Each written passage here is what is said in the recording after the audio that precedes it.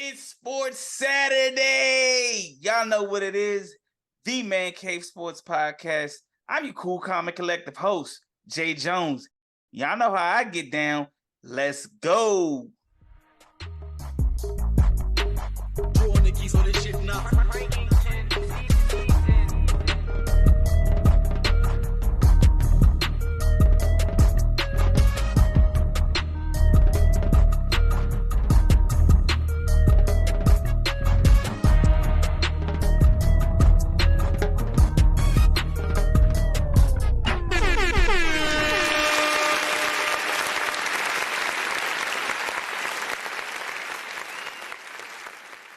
What's up, everybody? Welcome back to another episode of the Man Cave Sports Podcast. Y'all know what it is. I'm here with my guys, my boys, and we got a special guest for y'all as well.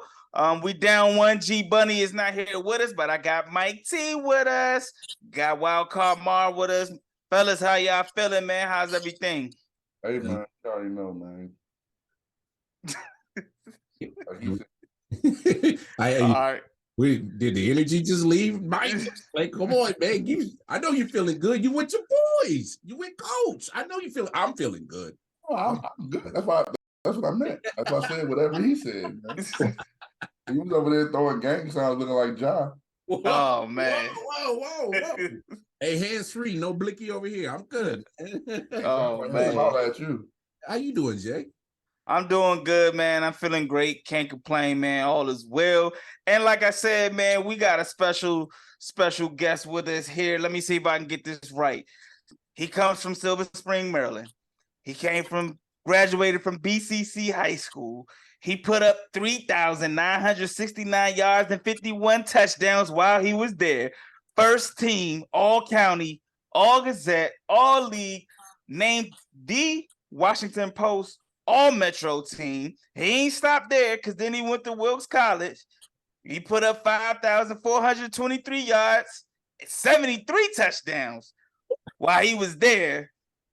He had a stint in the in American Indoor Football. He played in the Continental Indoor Football League, and he played in the NFL as well. If y'all don't know who I'm talking about coach of QB coach from Blair High School, Mr. Joe Urso. Y'all give it up for Mr. Joe Urso. Hey, man, Coach, you putting up numbers over there, man. Appreciate the grand introduction. That was felt like a lifetime ago. Hey, did I cut you short or anything, man? Did I leave? No. All right, let me know if I did now. No, man, I was like, where's he getting these numbers all of a sudden? And I remember I was like, oh yeah, the internet's a thing. Man, how are you feeling, Coach? Man, thank you for coming on, man. How's everything? I'm good, man. I appreciate you guys having me on. No, it's good. It's beginning of August, so it is that time of year. We just got done with our second day of practice, so I'm tired, I'm exhausted, but I'm happy. Getting a new class in and getting them rolling, and get to see what we're bringing to the table this year. So it's exciting times. Okay. All right. I know I skimmed over some of the background, but can you just go ahead and give us a little bit of background? I know I mentioned your high school and where you're from, but can you just give us a little background about yourself briefly? Sure. Born and raised in Silver Spring, right on the line between Silver Spring and Tacoma Park. Went to Tacoma Park Junior High, Piney Branch, when I was little. Was supposed to go to Blair, as Mike knows. But this was the time that Blair was at the old Blair and the new Blair was being built. So there was some indecision on if it was going to a holding school for the entire 4 years that I was going to be there or not. So my parents saw to it to make arrangements to get me at BCC. So ended up there. But I know, all my boys that I grew up with, came and went through Blair. Went on, played in college, had a brief cup of coffee in the league for 2 years with the Giants and the Seahawks practice squad, and thought I was done with football. And then football wasn't done with me. So I got an opportunity and played arena ball for 12 years and ended up retiring. I guess it's 5 years ago now, right after my age 39 season. So retired from playing ball there. And then 3.5 years ago, found my way into coaching high school, and it was just kind of dumb luck. Coach Steve Afanis, who's been on the staff at Blair for a number of years, he actually coached me when I was in high school at BCC. He was an assistant coach. He was a young guy then, and ran into him at the funeral for my JV head coach in high school. And he had said, you still playing ball? And I was like, no, actually, I just retired a couple of years ago. And he's like, we'd love for you to come and coach quarterbacks. Have you ever thought about coaching? And at the time, coaching high school, I didn't think was a possibility for me because, I got a normal day job like everybody else. So I didn't think, in my mind, high school coaching, you start at 2:00, but because it's kind of a perfect storm because Blair has the magnet and cap program, they have a longer day. So they don't actually start practicing until 4:30, 4:45 in the evening. That actually worked with my schedule. So originally it was supposed to just be, more of a consultative role. I was going to come in a couple days a week where I can and, help out. And then because I can't half-ass anything, I have to whole-ass it. I did that for a couple days, and then it was like I'm there every day now. I just can't not do it. Cool. That's what's up, man. Hey, fellas, let's go ahead, jump in, man. Mike T, if you got any questions, man, go ahead. Get them all. Plenty of questions. I got plenty of questions. I personally met him. I didn't even meet him through Blair, actually. We met through the Turkey Bowl that we do every year. Turkey Bowl 2, when we played Maple. He was their quarterback. Well, he was supposed to be their quarterback. It got crazy. It was a crazy game. If you was at the game, it got crazy. It really never really ended, but whatever. That's why my introduction to him was. And then when I went to the Blair, I was like, oh shit, that's it for me. It's like, small world. Yeah, so it was like, because like when we met at the Turkey Bowl, it was click. He was like, yo, is it Russian, this, that, and the third? He would talk to me. I'm like, look, man, we old, man. We ain't trying to do all that. And then when the stuff started happening in the game, me and him was talking to win the game, like, he ain't tripping on this. And I'm the one throwing it. You know what I'm saying? So he was cool. So again, like when I got to Blair to get to see him, it was dope. But when you said you started your coaching career not too long ago, and you said what kind of drew you to it. That first year, what were some of like the positives that made you realize, hey, this is something I wanted to do? So, it was the kids and, and just the culture in the program. Like I was apprehensive at first about coaching because having played for so long, you have that question of, I know how to do what I do. How do I explain to someone else how to do it instead of just saying, well, just do it, because I could just do it. So it's just learning how do I articulate that? How do I demonstrate that? How do I get them to, to take in what I'm giving them? And, I was very fortunate that part of the reason that Coach Afanis brought me in was that they had a very talented young quarterback at Blair who just needed some direction. So Kendall was a rising junior at the time I met him that August before his junior year. And, kid had all the talent in the world, but was just super raw. He didn't know how to use it. And I kind of used the example to him of like, look, dude, you're a Lamborghini, but I need to teach you how to change the oil and rotate the tires, change the spark plugs. You can go fast. You can do all the things. But if you don't learn the small things, you're never going to go as fast. You're going to break down and you're going to get passed by this Camry that knows how to do all the little things. So, having a kid with Kendall's talent level to be, my first starter when I came in, and just that whole group, the group of seniors that was there at the time, was just it was a real tight knit group and just kind of made me remember what high school was like for me. And, just kind of took off from there. Their successes kind of became my success. And it just, fostered that whole camaraderie and, you fall in love with the game from a different angle. Yeah, that's pretty. Gotcha. So, Gotcha. so Coach, let me ask you this: obviously playing, and then now you're teaching. What kind of visual aids, as in what quarterbacks, would you say to your quarterbacks? Be like, hey man, watch this guy's game. What kind of names come to your mind if you were trying to give your players a visual aid to watch? Sure.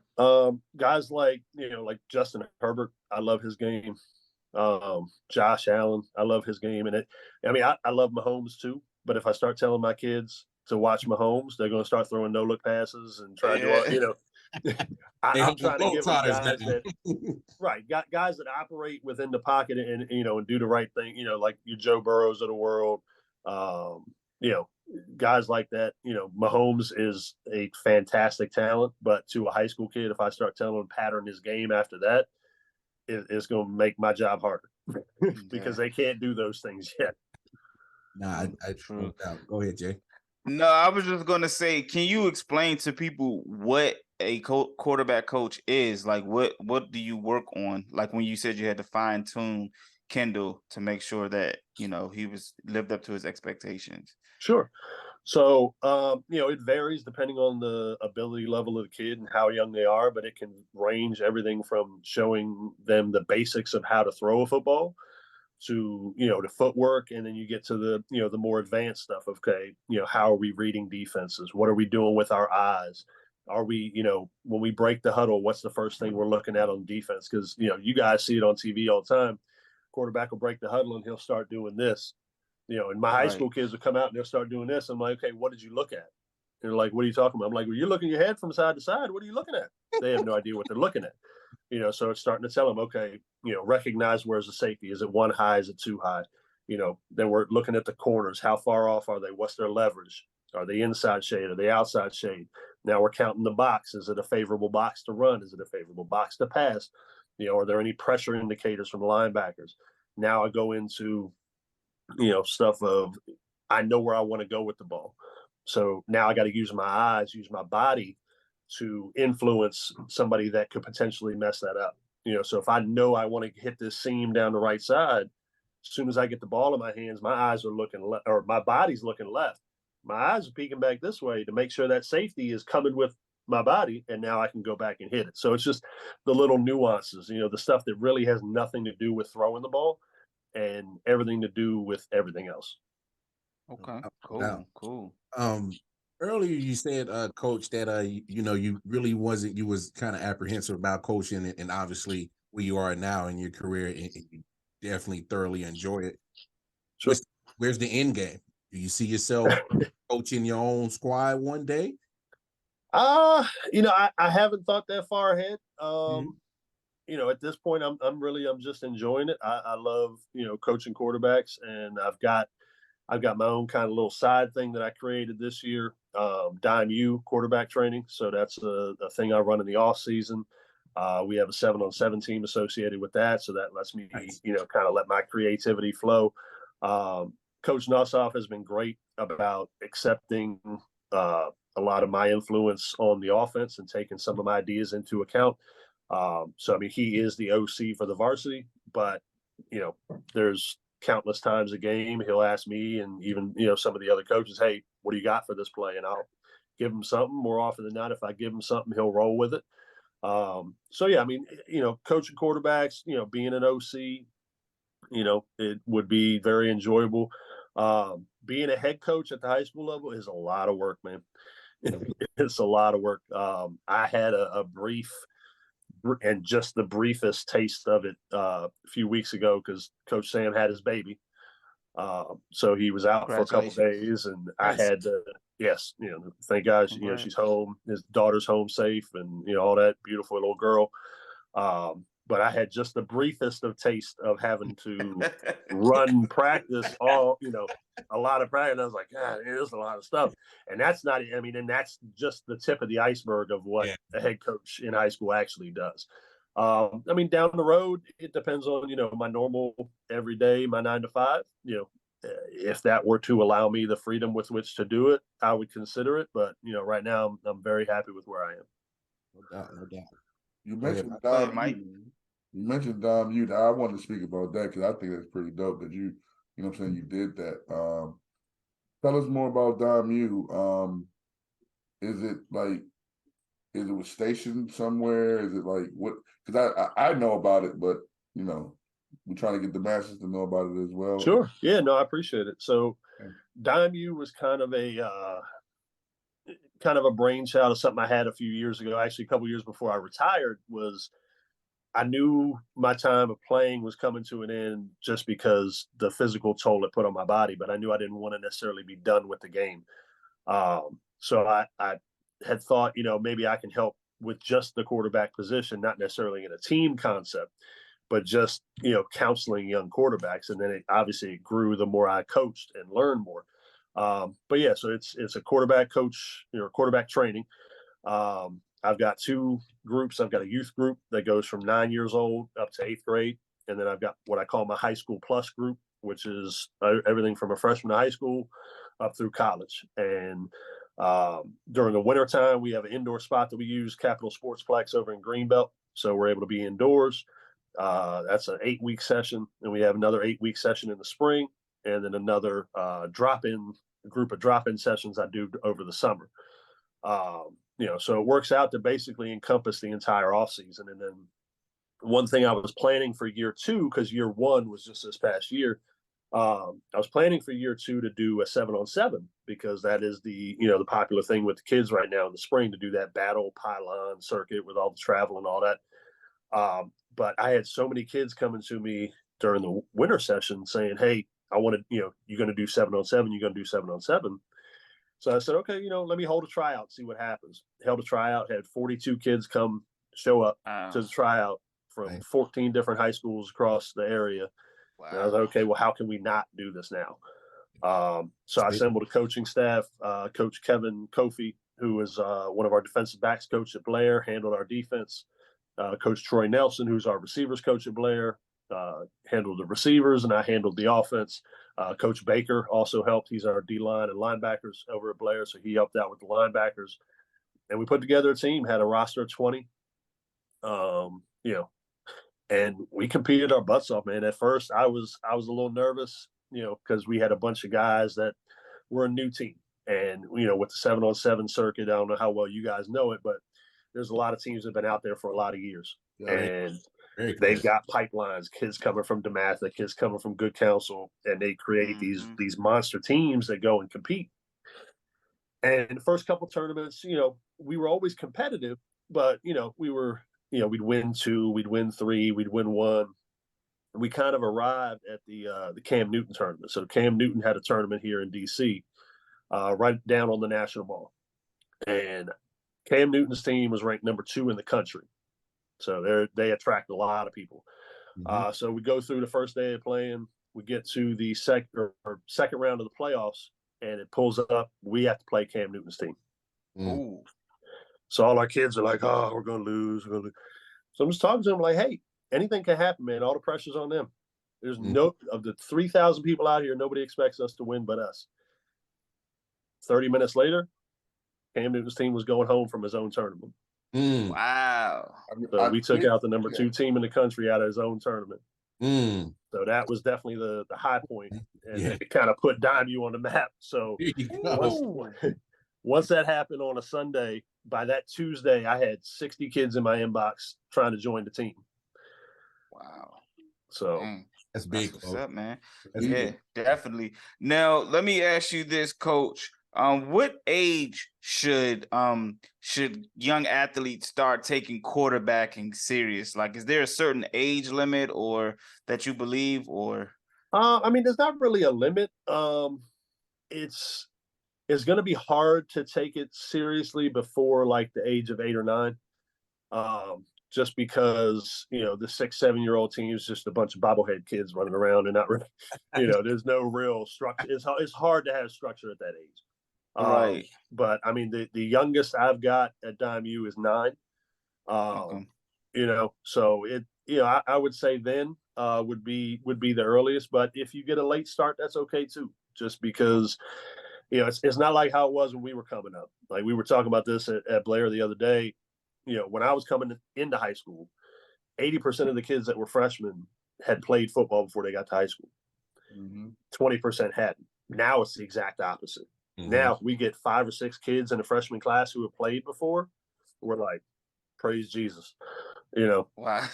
So, so if you're really if like you that haven't started and you're 11, 12, 13, what's that? It's really like that now? It's Because really like that. all played ball growing up. Like Pop Warner, middle school. Well, if you think about the teams just aren't around anymore. So, like, I grew up playing for Tacoma Park Rams. They're not around anymore. Right. You know, like White Oak had a team. White Oak has a team now, but it's a different league. Like, it used to be every neighborhood had a team. MCRD. Now you've got these bigger, like Silver Spring Saints. You've got White Oak. You've got Olney. But Wheaton, you don't have a team in Rockville. You don't have a team Bethesda. Like you got Maplewood that kind of is around there, but it's just not as many youth programs. Wow. That is so crazy. That's to me, that's mind-boggling because like it is. You always had a squad everywhere. Like there was leagues. It was so saturated with leagues, especially with growing up. It's like, where do you even play? And well, it's like that now. What coaches said and where we're at. Yeah. But the DMV as a whole. Yeah. Everything else flipped. We in the Montgomery County used to be the ones that had those. Right. Now it's everywhere else. Like PG, they got DMV Knights, they got Maryland Heat, they got all those teams. They got a bunch of teams. It used to be us were the only ones that had it. Like what Coach is talking about is MCRD. All of our jerseys had the MCRD on the front of it. I played for the Firebirds and I played for Rosemary. So, you have Rosemary Hills. I know exactly what you're talking about. Yeah, that whole thing doesn't exist anymore. Well, let me ask you that, Coach. Why do you think the youth side of football kind of disappearing a little bit? What do you think is a reason for it? More people playing basketball? I mean, it could be a cost associated with it. I mean, football's not a cheap sport to play when you consider the equipment involved. We've seen a lot of it with the whole worry about concussions, that whole thing that popped up, a number of years ago. So some parents started holding their kids out. I don't want my kid to play because they think they're going to get brain damage because they're going to, get tackled. And it's, the misnomer with that is actually in the list of high school sports where concussions occur.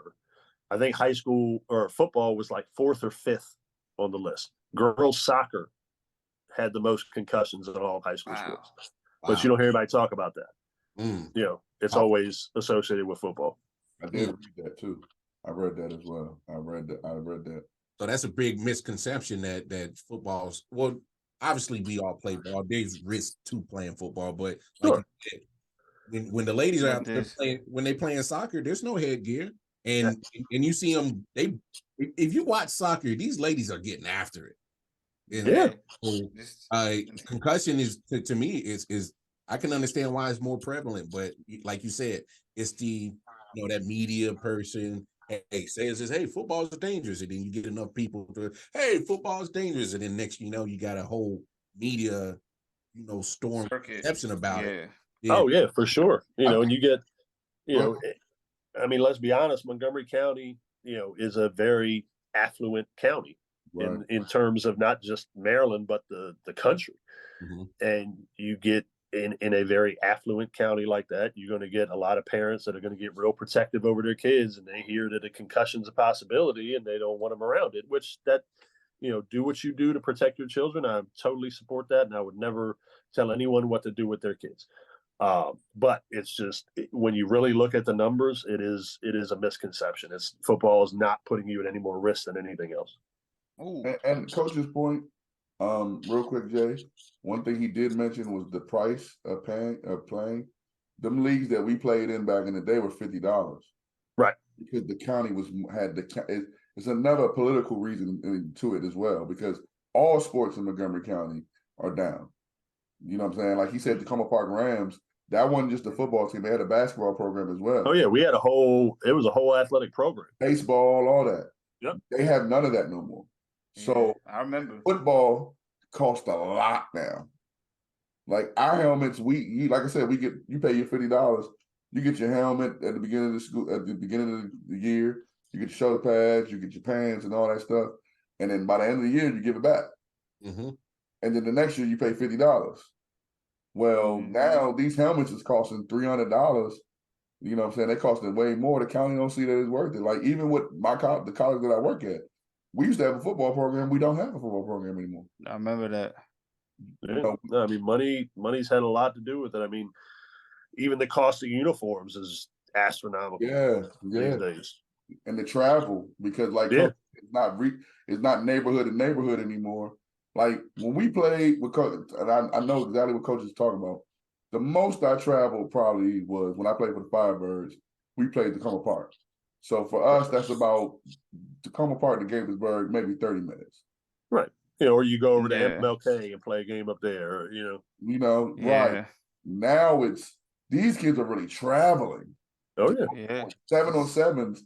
Cam Newton's team came here. Right. Right. Crazy. Different. It's AAU football. Yeah, I was about to say exactly what it is. Exactly what it is. Now, Coach, let me ask you this. Do you set expectations for your quarterback group? And if so, what are those expectations? Oh, absolutely. I mean, I think any coach should set expectations for the players, and that should be honestly one of the first things they tell the players. My expectations have nothing to do with statistics and everything to do with doing your job. So, I expect my players to show up on time, to know the right things to do, how to handle themselves in school, at home, in the community, like a young man, how to hold their teammates accountable and themselves accountable, be respectful to their coaches. And, in terms of on the field, they know at any point during a practice, they could be calling the signals, ready to run a play, and I'll just yell freeze, and I'll tell them to turn around. And then he's got to tell me how many safeties there were, how far off the corner was, how many people are in the box. So I got to check, make sure that they are, on their stuff and seeing what they're supposed to see. But, the great thing is we've got a great group of young quarterbacks with me. I've got one in each year right now. And they've all come through Dime U. So I haven't stopped working with them, all our guys I've been working with throughout last season and right into the off season and right into now. So there hasn't been more than a 2-week stretch we haven't seen each other. And a lot of time spent together. So Coach, let me ask you this. Because for those, parents who haven't, seen a practice or anything, and the first eye, oh man, it's so intense. Like this is wow, this is crazy. Why is he talking to my baby like that? Some people might throw their hands up, some mothers every now and then, but some players too. Some players too. Some players too. But so where do you kind of find that balance, as in to know when to push a player and know when to kind of back off? How do you find that balance in doing that in coaching? I think it is very much experimental at first because you have to learn to play. There are certain players that react to certain things certain ways. I'll use Kendall for an example because you guys know him, and I know him the best of the ones that I've coached. Kendall was a guy that responded more to positive reinforcement. So for him, if I needed to give him something to correct, I needed to wrap it in a compliment. Hey, look, that was a great ball, but we got to look over here. We got to move this, and okay, got it. Whereas if I came at Kendall, yelling, screaming, and carrying on, that's what I'm gonna get back from him. Now, meanwhile, I have other quarterbacks that I coach. I need to be on them like that. If I don't raise my voice, then they don't think I'm serious. So I think it's very unique to each player, and you have to know how to handle all these different personalities. And that's, to me, has been the challenge and the reward of coaching is kind of figuring out that puzzle. Yeah, I like that. Hey, Coach, man, you buttoned up, bro. Hey, man, he got the numbers to prove that you could QB. Now hey, man, you button up, bro. I like this. I got for you, Coach, that we asked Coach Nassau too this same question. And for you actually being from the area, this question might resonate with you more. Do you recognize what you guys are doing for the South Mo, like for the Silver Spring, Tacoma Park area, as in though you were supposed to go to Blair? do you know how big this is for us, for all of us, including yourself, as a matter of fact, because you're from there? I thought I did, and then I realized how big it actually was. So I knew, when I was in high school, Blair was not a good football program. I went to BCC. I started there for 3 years. My junior year, we went undefeated, went to the Final Four in the state. I got all my buddies at Blair cussing me out how I should have come there, and Blair sucks because I didn't go there. So, I knew the history. And I knew what's that? You would have sucked if you went to Blair. That's what I tried to tell them, but they didn't want to hear that. All they knew was I was winning and they weren't, so they wanted to blame me. But so I knew the history, and I knew what we were doing was big. What I didn't realize was how big it was to the alumni. So last year, during homecoming week, we were undefeated at the time, and my class of 97, was having a reunion down at Republic Gardens. So they invited me because they invited me to all of them, even though I didn't graduate with them. But because I grew up with all of them up to 8th grade, they kind of consider me, most of them do, to be in their class. But we had like 40 of them come out to the game. Like, they were hyped about how this team was doing. So to see that level of spirit and commitment that they had to the school that they left 25 years ago, just based on what this football program was doing, was fantastic to me. And I tried to impart that to the players. Like, y'all don't realize what you're doing. Like, what we've done at Blair over these last 2 years has never been done. Not over a 2-year span. I mean, we've won 9 games each of the last 2 years. I think we're 18-3 in our last 21 games. Wow. Yeah, that's what's up. Hey, that's wild, Coach. Speak on that real quick, because obviously this program's all over the world, any level, high school, college, pros. They gotta change the culture, changing, past, and try to move into, a present, and a present of success. So kind of speak on that, on the the hurdles that you got to deal with of changing a lot of history to where you guys are going now. Sure. Well, I mean, a lot of that change happened before I was there. I can't take credit for that, but I think it starts and ends with the head coach. Coach Nussoff, really, you got to create a culture, and that you have to set a standard, and that standard cannot change based on anything. The standard is the standard, and you need to either raise to the standard, or you need to not be a part of the program. And I think that is the only thing that's really going to take you to that next level is, the teams that end up, floundering or never really getting to where they are. It's because, something will happen and they'll bump the standard down, and something else will happen and they'll bump the standard down because it's just easier. Growth and change is never easy, but to get to where you want to go, you have to have an expectation. And if that expectation level is not met, you got to get people in that are going to meet it. True. Yeah. Yo, I don't think Mar knows how bad Blair was. Man. Yeah. It was bad. I think, they were bad. I know there was 1 year in there where they went like 8-2. That was 94. Like one random ass year. 94. Okay, 94.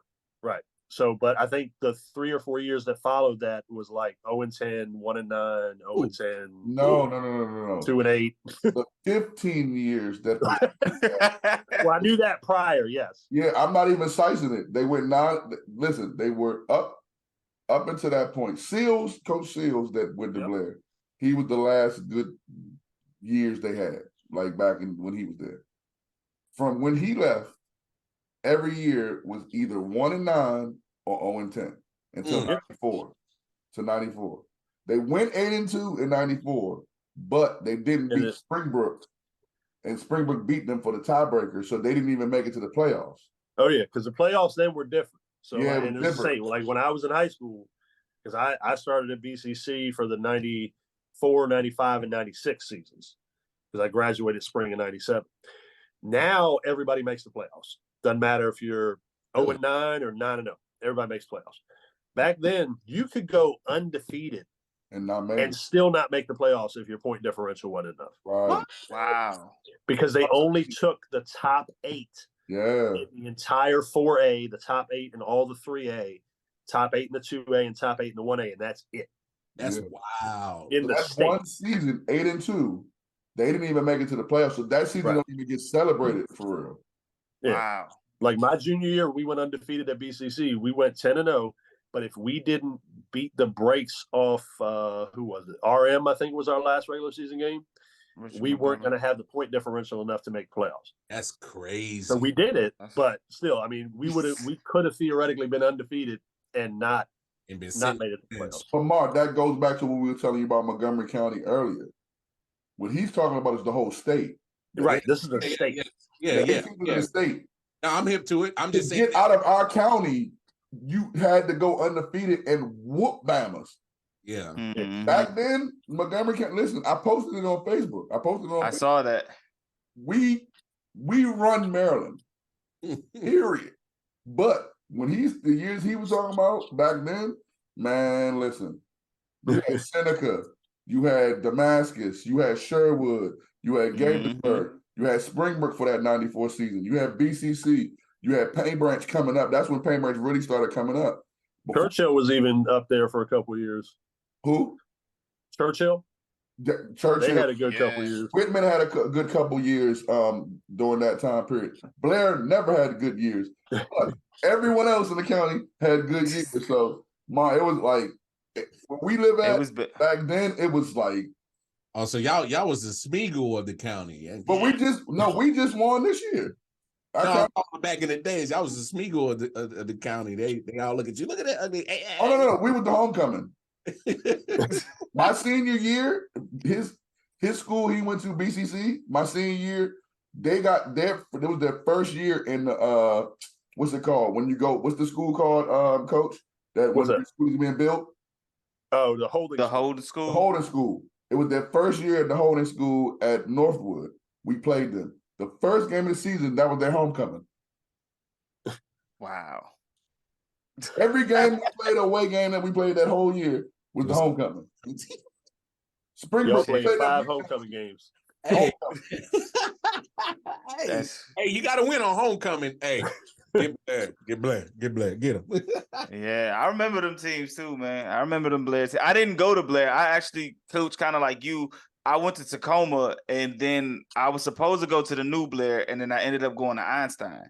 So I had the option to choose between BCC and Einstein, and for some reason the kids in my neighborhood were at Einstein, so I went there. So I remember going to Blair games, and I remember a lot of my friends were just like, man, they would talk about the Blair football team, and to Mike's point, they weren't really good at all. So we definitely, we try to instill in the kids how special it is, what we've been able to accomplish over these last 2 years, but we also don't want them to get complacent and think, oh, okay, we've arrived now, so all we got to do is roll our helmets out on the field and we're going to beat people. Right. So you mentioned Kendall Anderson, who was the former quarterback. Can you talk to me a little bit more about your current quarterback? And last time I messed his name up, I called him Sam Quinn. Yes, Quinn Stouffer. Quinn Stouffer. Can you tell me about Quinn Stouffer? Quinn is a great kid. So this will be my 3rd year working with him. He was the starter on JV when I got there my first year. Then he backed up Kendall last year, and now it's his ship. It's his party. Quinn has grown exponentially over these last 3 years, just in terms of accuracy, arm strength, understanding the game, knowing where he's going with the ball. I'm super excited to see what he does this year. He ended up playing quite a bit last year, actually, because there was a game Kendall missed, so he had a whole start and played that game. There were some other times where he would get a series here and there because of discipline action that happened, other things, and he always rose to the occasion and always delivered. So it was great having him last year because we knew he was going to be steady and we could put him in, and he was going to not crash the car. and now he's capable of a lot more than not crashing it. So I'm very excited to see what he brings. That's what's up. That's what's up. Okay, because I seen you posted on Twitter. You said that's a name. That's a name y'all better get familiar with, because he's going to make a name for himself this year. It is, man. I mean, the kid he throws what I call a heavy ball. Like you watch it and it doesn't look like it's going that hard, and then it hits your hands and you're like, golly, man, that thing that had something behind it. Okay. I think his great uncle actually played in the NFL for a number of years at quarterback. Right. He was, I think, the first Cincinnati Bengal, John Stouffer, played for Paul Brown. Okay. Back then. So he's got some lineage behind him. Comes from a real good family, athletic family. His brother's going to school down in Florida on a lacrosse scholarship. He'll be a freshman this upcoming year in college. His mom coaches field hockey at Blair. So athletics has always been a part of his life all growing up. I think he grew up playing with the Silver Spring Saints and Maplewood programs. Okay. So, but yeah, no, I'm really excited. He is a legit dual threat guy. Even though people, when they watch him, they just say, "Oh, he's a pocket guy." But let him get downhill on you and lower his shoulder, and you'll realize. I mean, he's a long pole defender in lacrosse. And I remember the first time I saw him play lacrosse was last year, and I was I forget even why I was at the game, but I stopped by the lacrosse game. And I'm talking to one of our other football players who was on the sideline, and I see this kid just wrecking people on the field. And I'm like, who is that? They said, that's Quinn. I was like, no way is that Quinn. And then he takes his helmet off, and it was Quinn. And I was like, dude, you got to do this in football. So, he's let some of that aggression come out, and that's helped his game a lot. That's what's up. That's what's up. Go ahead, Mar. So, Coach, what are some of the characteristics you're looking for in your players at quarterback position that you think that can help them succeed? Sure. You got to be smart, obviously. That goes without saying, to play the position. But you have to be humble enough to know what you don't know. A lot of times, you get these young kids, 12, 13, 14, and they've been told by their friends and their family, "Oh, you can throw, you got an arm, you should play quarterback." Okay, cool. But that's like this much of the position, and it's how receptive they are to being coached. So I would say just being coachable, knowing that you don't have it all figured out yet, and just being hungry, somebody that's not satisfied. I don't ever want a quarterback that's complacent, that is happy with where they're at. I want the guys that want to be coached hard. I want the quarterbacks that come to me and say, "Hey, how was that rep?" Not how was my day, how was that rep? Because that tells me, okay, they really want to be good. They want to refine everything in their game. So yeah, I would just say, smart, a hunger for knowledge, and a hunger to be coached and to be coachable. Oh. Go ahead, Mike. So here's a segment of here where I need a favor from you. Okay. I'm a uniform aficionado. And I like my young Blazer homies. Hey, all my young Blazer homies, listen, I told y'all when we get rich, I'm going to buy y'all helmets. I already got the turquoise ones on the way. That's not a Blair color. So what? I got you. Watch. What I need you to do, Coach, how many home games do we have this year? 5. 5 regular season. Got you. I need you to influence the uniform decision. First game, all red. White stockings or socks, whatever they want to wear. Second game, red uniform, red tops, black pants. Third game. Should I be taking notes? Hang on. Yes. I didn't know he was giving me game by game. I thought he was going to give me one suggestion. He got all 5 worked out. I'm trying to get cool with Coach Nassau so I can model the uniforms. I'm trying to get in there. Third game, all white. So we can't wear white at home. You can't? No, county rules, state rules, actually. Okay. The home team has to wear team color jerseys.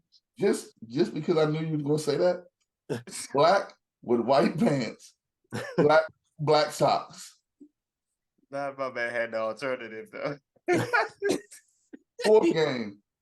I'm gonna stop. I'm just playing. Anywho, Coach, I want to know. So we talk about Kendall, we talk about Quinn.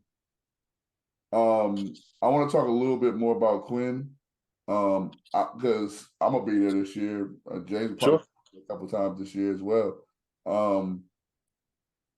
Tell us about him. Like, is he? So, how can I put this? Michael Vick, Matt Ryan. Is that a fair analogy for the two? He's on the field. Josh Allen. Off the field. He's Josh Allen with but not quite as big. Okay.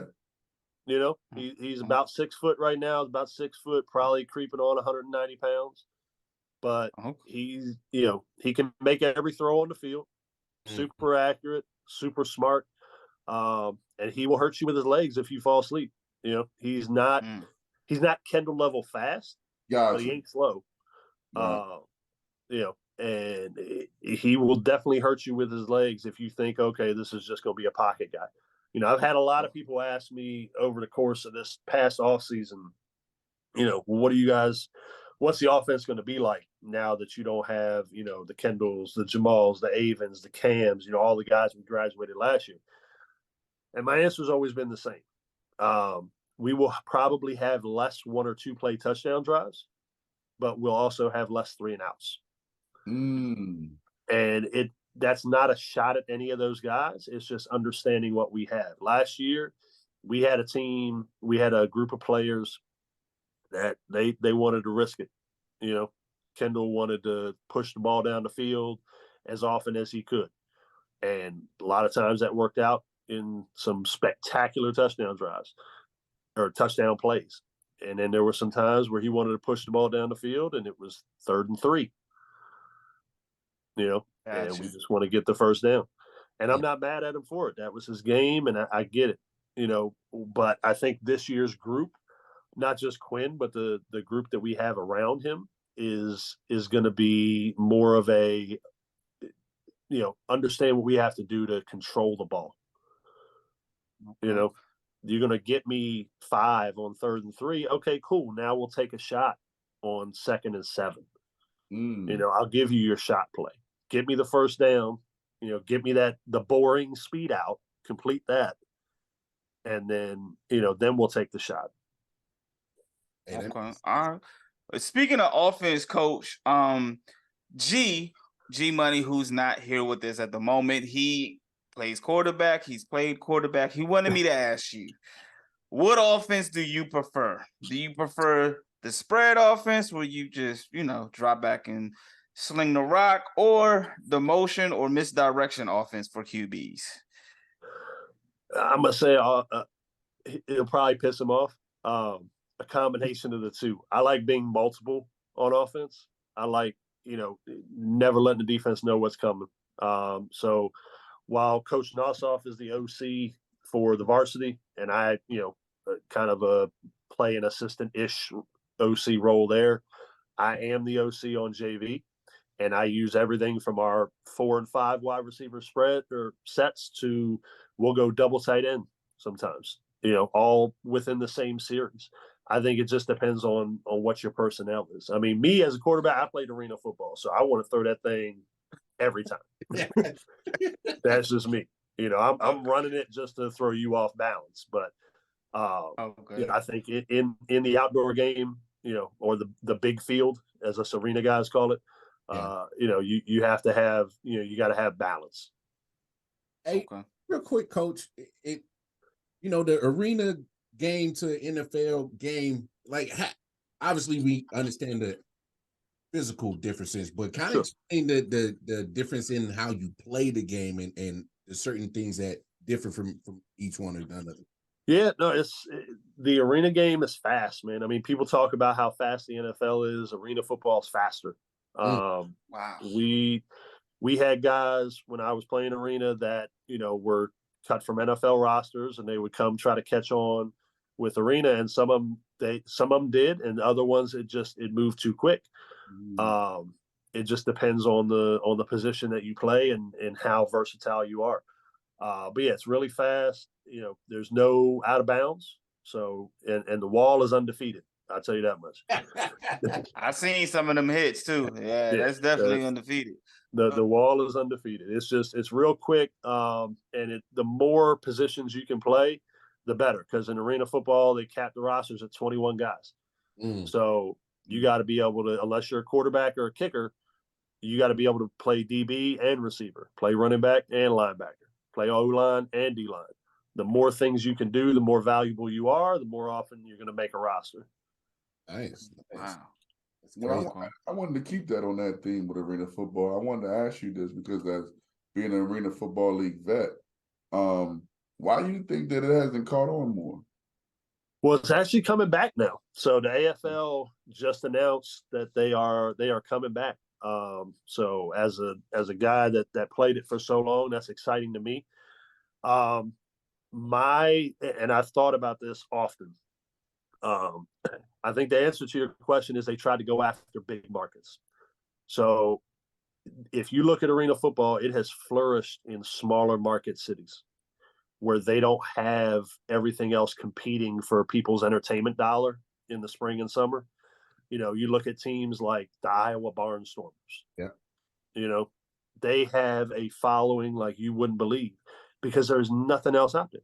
Nothing. I live there is nothing. Right. I played against a team in Nebraska called the Omaha Beef. There was nothing else out there. That place was packed.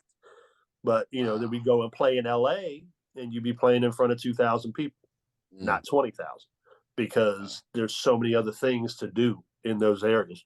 So I really think the biggest part is they need to cater to smaller markets. I mean, I'm not saying just little podunk towns, but before we try to take on New York and Chicago, let's get Knoxville, let's get Orlando, let's get these, mid-level markets. And I think it'll do much better. Okay. All right, Coach. We got a few more questions. I don't want to hold you up too much longer. I know you had a long day. So, but I got a few. I'm not sure how many more the guys have. I'm good. I'm just enjoying the moment, man. I'm stole some of G Money. You better than me. You gave G Money credit. I just stole him. Yeah. So, Dime U. Yes, you talked about how you're building it and things of that nature. Where would you like to see Dime U in the foreseeable future? Like, what do you? I mean, I would like it to be the premier, destination for quarterbacks in the DMV to come and train, whether it be youth to high school to college guys when they're coming back from school. Right now I've got 11 guys in my high school group. So 11 high school quarterbacks I'm currently working with, and I've got 12 in my youth group.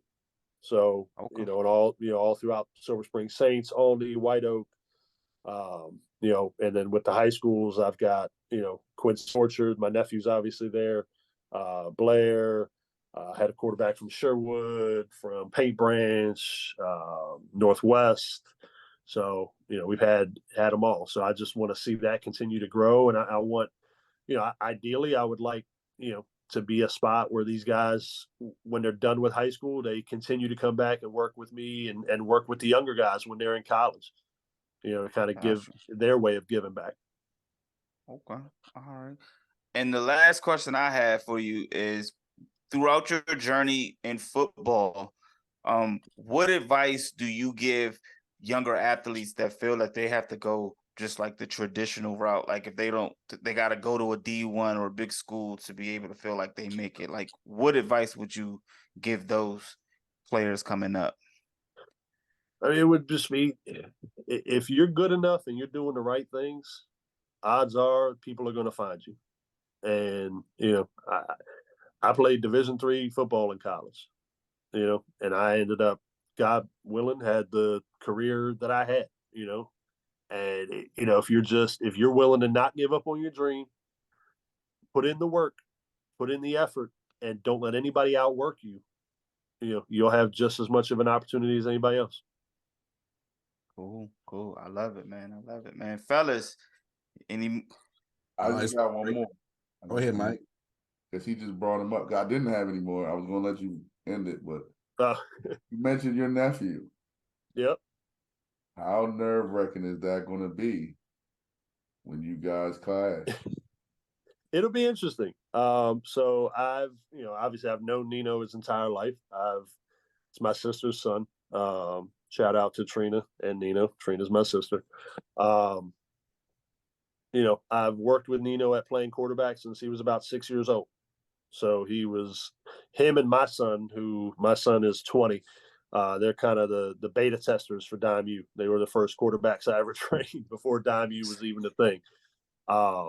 So, it'll be, I think it'll be very special, to coach against them. I've told them, when you're my family, you're my nephew till the day I die. But for those 60 minutes, you're on the opposite sideline. You're just quarterback on the other team, homie. Facts. Hey, I love it. I love you to death, but you're in my way at that point. And I'm sure he would say the same thing about us. And I wouldn't expect any different. We heard he been doing a little chirping. Yeah, of course. And that's it. He's a 17-year-old kid. That's what I would expect, Yeah, and that's fine. I chirp to him plenty on my own. But no, it actually was great because this spring, obviously he's been with Dime U. He played for us with our 7-on-7, so got to coach him in game settings.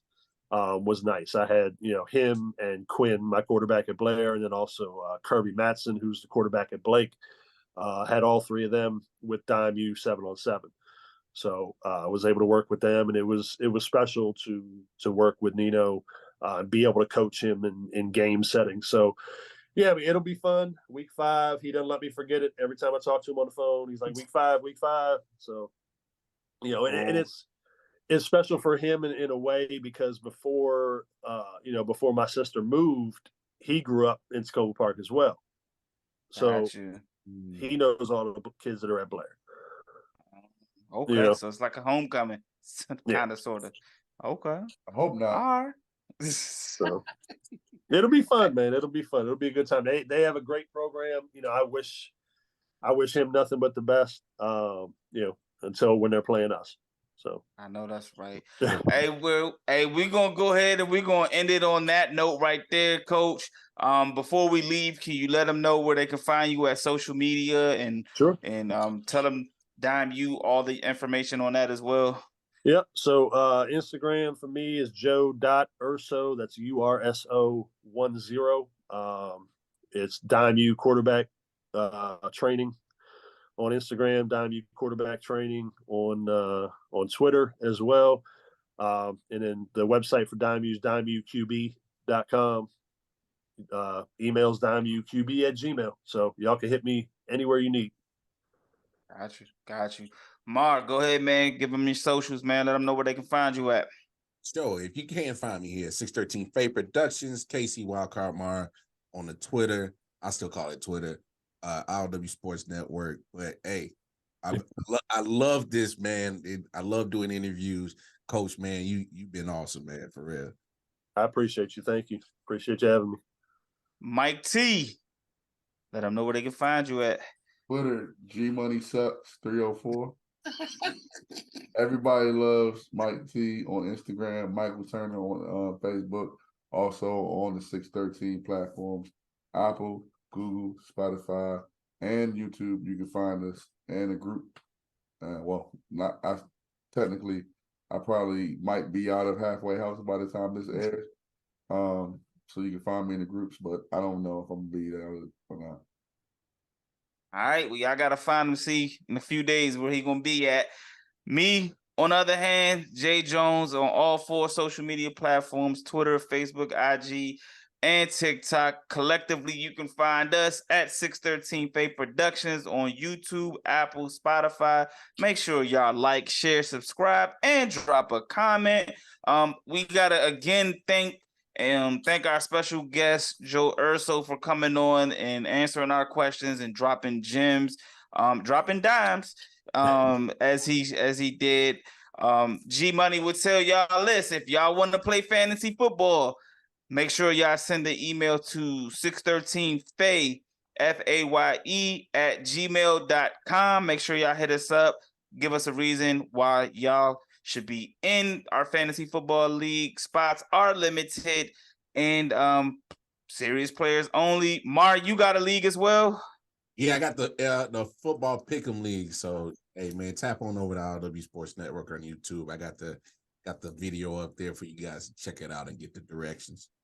So if y'all want to lose y'all money in either one of them, to me, y'all just go ahead and do what he says. Pick them, fantasy football, whatever you want to do. We got you covered. But until then, hey, we gonna shut the door on y'all asses and we are out. Holla.